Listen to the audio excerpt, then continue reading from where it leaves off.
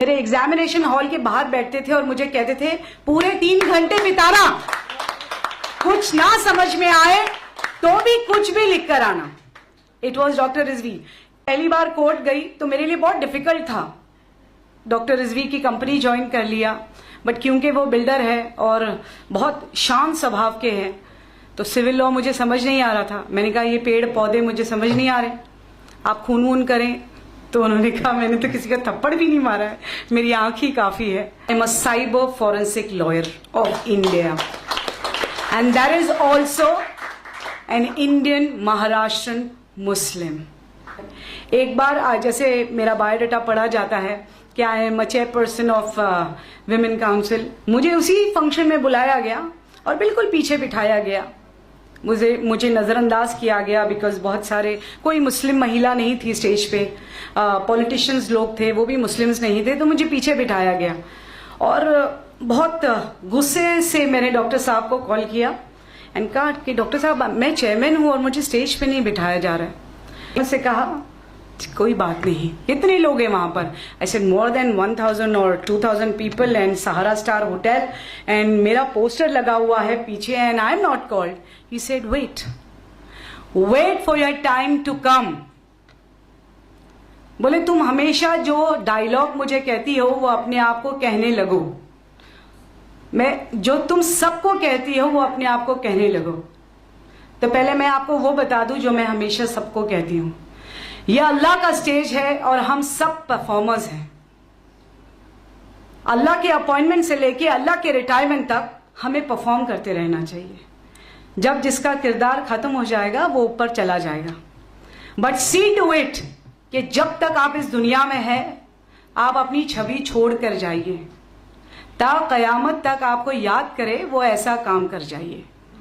तो डॉक्टर साहब ने कहा तुम सबसे कहती हो, तुम अपने आप से भी कहो, जब तुम्हारा वक्त आएगा तब स्टेज वालों को और बैठने वालों को समझ में आ जाएगा।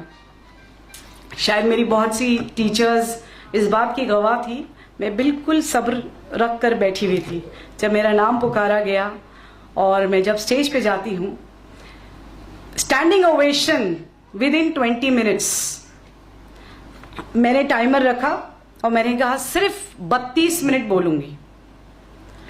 31 मिनट में मैंने अपनी बात खत्म की। 32 सेकंड्स पर उन्होंने कहा कि आपके लिए शॉल और बुके। आई सेड क्या क्या? तो उन्होंने कहा मैम आपको हम शॉल और बुके देना चाहते हैं। आई सेड क्या? आई सेड तालियों की गूंज से मुझे सुनाई नहीं दे रहा है कि आप मुझे शॉल और बुके देना चाहते हैं। एक्चुअली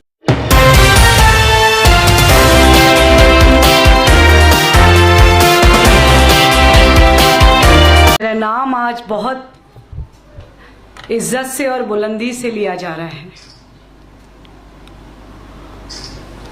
मेरे नाम पे बहुत लोगों को फख्र हो रहा है और बहुत फख्र किया जा रहा है। आपको मैं बता दूं कि जब से औरत पैदा हुई है तब से वो ऐसी ही है। इस्लाम में औरत कभी कमजोर थी ही नहीं। माँ खतीजा से लेके माँ आयशा देख लीजिए, माँ खतीजा का जहां पैसा इस्तेमाल हुआ, आज माँ आयशा के लिए हम हद कहते हैं। माँ फातिमा तो जहरा के बच्चों ने आज इस्लाम को जिंदा रखा है। तो कहाँ इस्लाम में औरत कमजोर है? कहीं नहीं। लोग कहते हैं कि मुस्लिम मर्द जो है वो औरतों को आगे बढ़ने का मौका नहीं देते। मगर मौला अली मुश्किल खुशा की बात करें, मौला अली मुश्किल खुशा क्यों, हम पहले अपनी जड़ की बात करें जो नबी पाक करीम सल्लल्लाहु अलैहि वसल्लम है, उनकी ही बात करें। कहाँ उन्होंने मौका नहीं दिया। आजमाइश तो होती रहती है, क्या फर्क पड़ता है। I am a woman, if you take me as a competitor I will compete you. You take me as a companion, I'll give you peace. So it's upon you. क्या आप मुझे किस तरह लेना चाहते हैं? मैं पैदा तो रुबीना इम्तियाज खान हुई थी। मुसलमानों में कहते हैं कि 2 जन्म 3 जन्म नहीं होते, बेशक नुजूमी हराम है, मगर इसी जन्म में मैं दोबारा पैदा हुई रुबीना अख्तर हसन रिजवी बनके। मेरे वालिद ने मुझे पैदा किया, एडुकेट किया जहाँ तक वो कर पाते हैं। हम 5 बहनें हैं, माशाल्लाह सारी एडुकेटर हैं। जब मेरी रिजवी साहब से मुलाकात हुई, सबसे पहले उन्होंने कहा कि what you want to do? I said I want to learn, I want to study. Because जब उन्होंने तारुफ कराया अपनी टीचरों से, अपने उस्तादों से, तो I was just a graduate and I was feeling embarrass कि ये तो सब प्रिंसिपल्स हैं, PhD हैं, and I am just a graduate दो आई एम डॉक्टर रिजवीज वाइफ। तो डॉक्टर साहब ने कहा मैनेजमेंट एडुकेटेड हो या ना हो, मैनेजमेंट होता है। बट मुझे ऐसा लगा कि नहीं, मैनेजमेंट होता ज़रूर है, मगर मैनेजमेंट भी एडुकेटेड होता है। तो मैंने डॉक्टर साहब से गुजारिश की कि आपको मेरी पर्सनालिटी देख के क्या लगता है कि मुझे किस चीज़ में तालीम हासिल करनी चाहिए और किस तरह आगे बढ़ना चाहिए, क्योंकि वो मेरे शौहर हैं और बहुत अच्छी तरह मुझे जानते हैं कि बहुत बेबाक तरीके से जीना पसंद करती हूँ। औरत हूँ और औरत की तरह जीना पसंद करती हूँ। ये सोच रखती हूँ कि मुझे कोई गिराना चाहे गिरा ना सके, मुझे कोई मिटाना चाहे मिटा ना सके। औरत हूँ और औरत की तरह ही जीती हूँ। तो उन्होंने कहा कि ठीक है, तुम वकील बन जाओ। आपको बता दूं कि मेरी पेरेंट्स की साइड और मेरे हस्बैंड की side I am the only one lawyer. मैं पहली वकील हूँ अपने माँ बाप के घर में भी, पूरे ख़ानदान में, और अपने शौहर के वहाँ पर भी। जब मैंने पढ़ाई शुरू की तो सब लोग ने कहा कि क्या ज़रूरत है, घर बैठो, मगर डॉक्टर रिजवी ने कहा क्या ज़रूरत है, कॉलेज में बैठो। I completed my BA LLB LLM। आपको पता है डॉक्टर रिजवी ने ही वो पूरा सफ़र तय किया। मेरे एग्जामिनेशन हॉल के बाहर बैठते थे और मुझे कहते थे पूरे 3 घंटे बिताना, कुछ ना समझ में आए तो भी कुछ भी लिख कर आना। It was doctor Rizvi. LLB करने के बाद जब मैं पहली बार कोर्ट गई तो मेरे लिए बहुत डिफिकल्ट था। डॉक्टर रिजवी की कंपनी ज्वाइन कर लिया, बट क्योंकि वो बिल्डर है और बहुत शांत स्वभाव के हैं, तो सिविल लॉ मुझे समझ नहीं आ रहा था। मैंने कहा ये पेड़ पौधे मुझे समझ नहीं आ रहे, आप खून वून करें। तो उन्होंने कहा मैंने तो किसी का थप्पड़ भी नहीं मारा है, मेरी आंख ही काफ़ी है, मेरा नाम ही काफ़ी है डराने के लिए। Then I learned cyber, then I did my forensic.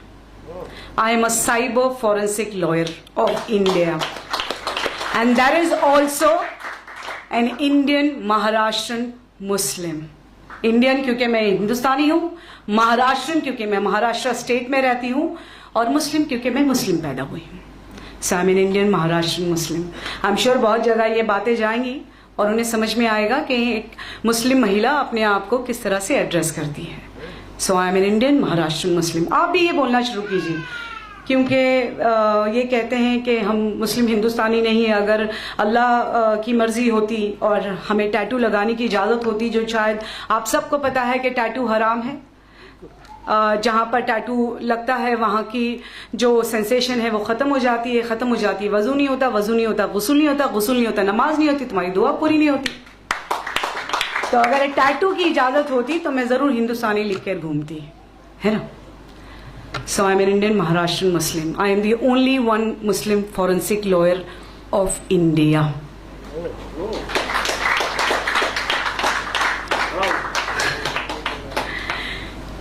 ऐसा नहीं है कि मर्द अपनी औरत को पढ़ाते नहीं। अभी ज़ैबा जी कह रही थी कि मर्द अपनी औरत को मौका नहीं देते। ये हम औरतों भी तो निर्भर करता है। हम क्यों अपनी जगह ढूंढने की कोशिश करते हैं, और जब तालीम हासिल कर लेते हैं तो मर्द के बराबर अपने आप को खड़ा करने की कोशिश करते हैं। हमें क्या ज़रूरत है किसी को अपने बराबर खड़ा करने की या किसी के बराबर जाके खड़ी होने की। हम अपना प्लेटफॉर्म खुद बना सकते हैं, हम अपनी जगह खुद बना सकते हैं, हम अपने लिए खुद से स्टेज सजा सकते हैं। हमें क्यों शिकायत मर्दों से होनी चाहिए, जब हमें अपने आप को बनाने की कुव्वत अल्लाह ताला ने पैदा होते ही टाइम पे कर दी, और ये बता दिया कि अगर बीबी हाजरा की सुन्नत अदा ना हो तो मर्दों का हर्ज नहीं होता। फिर भी हम मर्दों से शिकायत करते हैं। देखिए ज़रूरत क्या है हमें उनसे अपने आप को कंपेयर करने की, हम काबिल हो गए।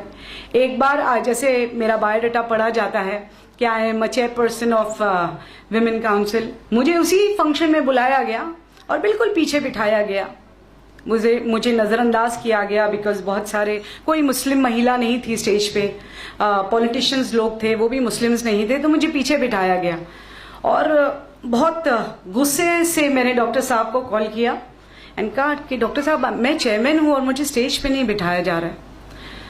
तो डॉक्टर साहब ने मुझे कहा, क्योंकि वो मेरे शौहर हैं और मेरे मेंटोर भी, आपने जो इतनी तारीफ की आपको मैं बता दूं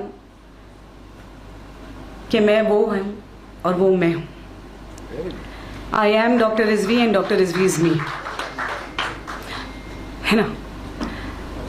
सो बहुत नसीब वाली हूं कि मुझे ऐसी शायद मेरे माँ बाप ने बहुत अच्छा काम किया हो या उनकी इबादत का नतीजा है कि I am today Mrs Rubina Akhtar Hasan Rizvi.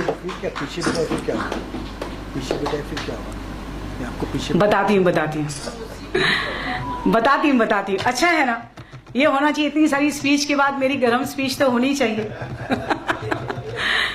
अगर देखिए, there is a very thin line between a speaker and orator. Speaker जो है वो पेज देखकर पढ़ता है, जो आपने लिखा वो पढ़ देता है, बट हम ओरेटर्स हैं, हम महफिल देख के बात करते हैं।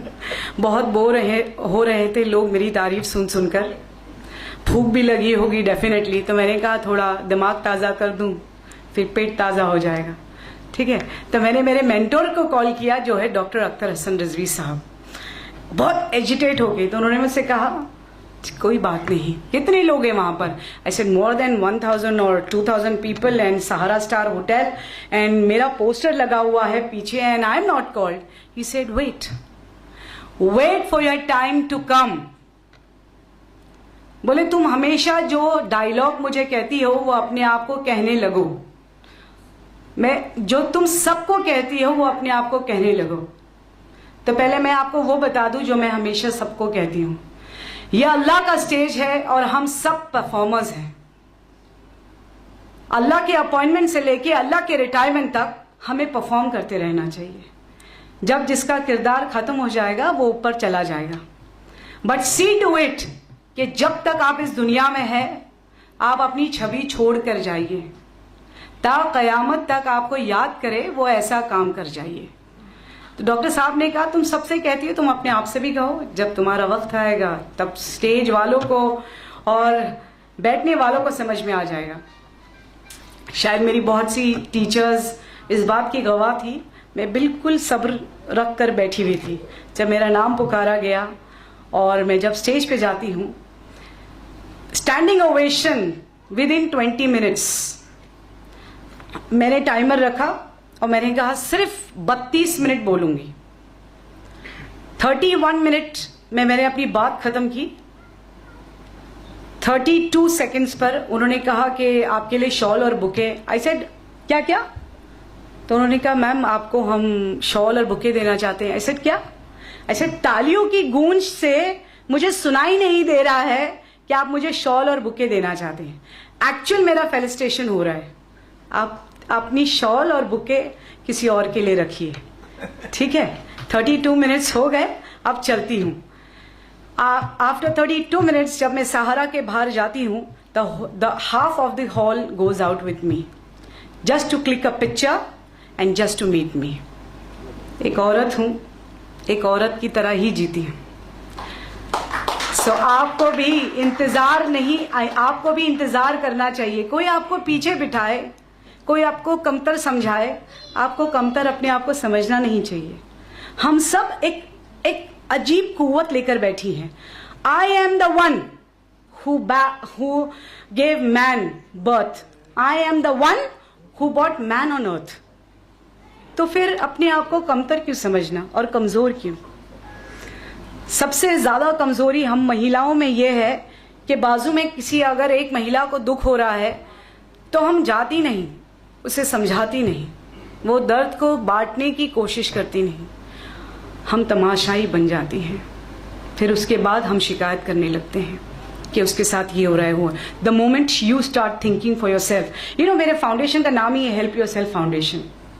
क्योंकि जब मैंने पहली बार कैंसर अवेयरनेस कैंप लिया था तो रिजवी कॉलेज की टीचरों ने एजिटेशन शुरू कर दिया ये कहकर कि अगर हमें कैंसर हो जाएगा या ट्यूबरक्लोसिस हो जाएगा तो हमें हमारे घर से निकाल दिया जाएगा, जबकि मैंने फाउंडेशन खोला भी नहीं था। इसीलिए it is help yourself foundation. आप लोगों को किसी की तरफ देखकर ये पूछने की जरूरत नहीं है कि आज मैं कैसी लग रही हूँ। आप आईने के सामने खड़ी रहिए और रोज कहिए कि मैं बहुत अच्छी लग रही हूँ। That is more than enough. अपने वालिद की, अपने शौहर की, अपने भाई की, अपने दोस्त की बिल्कुल इज्जत कीजिए। एजुकेटेड हो जाने के बाद आज बहुत सारी मुसलमान लड़कियां भी, बच्चियां भी आज डिवोर्स की तरफ बढ़ रही हैं। थोड़ा सा तालीम हासिल कर लेती है तो फिर डिवोर्स की तरफ बढ़ने लग जाती है। आप याद रखिए, जब आप एक पेड़ को देखते हैं ना तो जो मजबूती से खड़ा है वो मर्द है, और जो झुकी हुई टहनियां जिसमें फल और फूल आते हैं वो औरतें हैं, है ना। आपने अपने मगरूर रिश्ते से या आपने अपनी मगरूर एटीट्यूड से अपने आप को इतना झुका दिया तो आपने अपना पेड़ गिरा दिया। तो जिस तरह शौहर के लिए अपनी औरत को मजबूती से पकड़ने की इजाज़त अल्लाह सुब्हान व तआला ने दी है, उसी तरह हम औरतों को भी उन्हें समझने की क़ुव्वत अता की है। बेशक उस समझ का इस्तेमाल करें, उनका साथी बनिए, उनका कॉम्पिटिटर नहीं। मैं हमेशा उन बच्चियों को भी यही समझाती हूँ, आप भी अपनी बच्चियों को यही समझाइए। बहुत तालीम अता करें, क्योंकि बहुत सारी पेरेंट्स, मुस्लिम पेरेंट्स ऐसे हैं जो ग्रेजुएट भी नहीं होने देना चाहते। जब वो अपनी लड़कियों को शादी करते हैं तो मैंने देखा है 12th स्टैंडर्ड के बाद वो कहती है madam please please please board exam भी नहीं, जाके शादी ही करनी है। फिर उसके बाद में वो 3 तलाक का सामना करना है, फिर उसके बाद में वो बर्तन धोना है। The moment as a mother if I say my daughter is a engineer doctor, उसका शौहर, उसकी सास भी कहेगी मेरी बीवी एक इंजीनियर डॉक्टर है, मेरी बहू एक इंजीनियर डॉक्टर है। तो ये पहले माँ बाप के घर से उन्हें तालीम मिलनी चाहिए। तो अपनी बेटियों को आप खूब पढ़ाइए, उनके पर मत काटिए। आप तो किसी के घर अपने सोने का परिंदा दे रही हैं मगर उसके पर खींचकर। उनको बिल्कुल पर दीजिए ताकि वो उड़े और अच्छी उड़ान भरे। जो आपके घर में भर रहे थे उसी क्षमता के साथ वो वहां पर भी भरे। So educate your girls more and more. Definitely I will thank today advocate Yusuf Abrani साहब। बहुत कम शख्सियत ऐसी है मुंबई में, स्पेशली मुस्लिम्स, जो रिकग्नाइज करती हैं, चाहे वो डॉक्टर रिजवी हो या मैं हूँ। हम दोनों भी बहुत कम जगह जाने की कोशिश करते हैं, बहुत सटल रहते हैं अपनी लाइफ में। हम दोनों भी बहुत प्राइवेट हैं, मगरूर नहीं, हम दोनों बहुत बिजी रहते हैं। वो मैं एजुकेशन देखती हूँ, वो इस उम्र में भी कंस्ट्रक्शन देख रहे हैं। हम मगरूर नहीं, इसीलिए नहीं, बट हम दोनों बहुत प्राइवेट होते हैं, हम जाना जल्दी पसंद नहीं करते। मगर जब यूसुफ साहब ने कहा कि I want to felicitate you, I was very shocked कि डॉक्टर रिजवी का फेलिसिटेशन समझ में आता है, मेरा क्यों? तो उन्होंने कहा नहीं, जो आपने किया है, because I have a ladies wing and I want to show that I am felicitating a women of empowerment. और मैं सिर्फ और सिर्फ उसी बात का फेलिसिटेशन लेने के लिए आई हूं कि I am a women and a women of empowerment. So बहुत बहुत शुक्रगुजार हूं आप सबकी, बिकॉज मैं आप लोगों के, आप सब मुझे जानते होंगे मगर मैं आप लोगों का नाम नहीं जानती। बहुत लोगों से तारुफ भी नहीं हुआ है मेरा, because I am a very private person. So बहुत बहुत शुक्रिया वक्त निकालने के लिए। देखिए, मुझे बात खत्म करने से पहले आपको ये बता दूं कि मैं ये घड़ी तो पहनती हूँ, साथ में एक इनविजिबल वॉच भी पहनती हूँ। प्लीज आप पहना करें। मेरी दादी कहा करती थी कि एक ऐसी घड़ी हाथ में पहनो जो तुम्हें वक्त का अंदाजा सिखाए और वक्त की अहमियत बताए। जब मेरा अच्छा वक्त आता है तो मैं अपनी हाथ की तरफ देखती हूँ तो वो इनविजिबल घड़ी कहती है ये वक्त भी कट जाएगा। जब मेरा बुरा वक्त आता है तब मैं उस घड़ी को देखती हूँ तो वो घड़ी कहती है ये वक्त भी कट जाएगा। तो ये वक्त जो आप लोगों ने मुझे दिया उसकी मैं शुक्रगुजार हूँ, क्योंकि वक्त सबसे बड़ी चीज़ है इस दुनिया में, बिकॉज हमारा वक्त कब ख़त्म हो जाएगा ये हमें पता नहीं। तो बहुत बहुत जज़ाकल्लाह मुझे यहाँ बुलाने का और मेरा और हौसला बढ़ाने का। यूसुफ भाई, congratulations for you joining the Samajwadi Party, because I think so that's a Muslim political party, and I'm sure that you are on this platform, you're going to gather more and more Muslims, and gather more and more Muslims, whether they are women, whether they are youth, or whether they are men. More and more Muslims on platform where we can raise a voice on our issues. हमारे बारे में तो कोई बात ही नहीं करता, ना करें, हम ऐसे ही बहुत सक्षम हैं, क्योंकि हम नबी की उम्मत है, तो हम ऐसे ही बहुत सक्षम है ना। हम उम्मत रसूल हैं, तो हमें कोई डरने की या फिक्र करने की जरूरत नहीं। नबी पाक करीम सल्लल्लाहु अलैहि वसल्लम के नाम को बुरा बोलकर भी बहुत लोग अपनी दुकान चला रहे हैं, तो चलाते रहने दीजिए, उन्हें एंजॉय करते रहने दीजिए, है ना। जज़ाकल्लाह बहुत बहुत। अस्सलाम वालेकुम।